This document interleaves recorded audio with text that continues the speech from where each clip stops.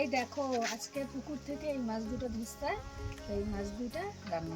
সবসময় আলু দিয়ে মাছের ঝোল ভাল লাগে না কিন্তু, আর বাজারের সবজি খাইতে খাইতেও মুখটা যেন কেমন হয়ে যায়। মাঝে মধ্যেই মনে হয় বাড়ির কিছু দিয়ে রান্না করি। তো আমরা যেহেতু গ্রামে থাকি, গ্রামে অনেক কিছুই থাকে এরকম রান্না করার মতন। তো আজকে আমি আড়ি কচুর ডাইগা দিয়ে মাছের ঝোল করলাম। তো আমার শাশুড়ি এই রান্নাটা করে, বেশ ভালো লাগে এই রান্নাটা। ছোট ছোট মাছও রান্না করে, বড় মাছও রান্না করা যায় এই আড়ি কচুর ডাইগাটা দিয়ে।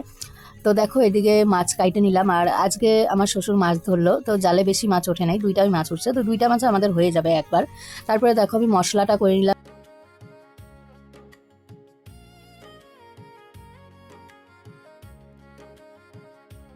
তো আমি আড়ি কচুর সঙ্গে দুই একটা আলু দিব, কারণ একদম শুধু কচু দিয়ে রান্না করলে ভালো লাগে না, দুই এক পিস আলু হলে ভালো লাগে। তারপরে আমি দেখো তেলের মধ্যে জিরা শুকনো লঙ্কা সোমবার দিয়ে আলুটা দিয়ে দিলাম, তারপরে একে একে লবণ হলুদ দিয়ে আলুটা ভাজা ভাজা করে নিব।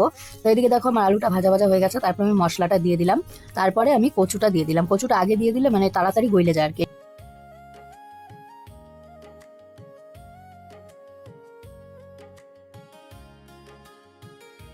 তো আমি জল দিয়ে দিলাম, তারপরে ঝোলটা যখন ফুটে আসলো তারপরে আমি মাছগুলোও দিয়ে দিলাম।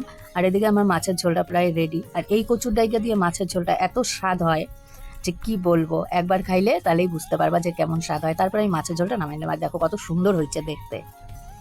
তো মাছের ঝোল আমার রেডি।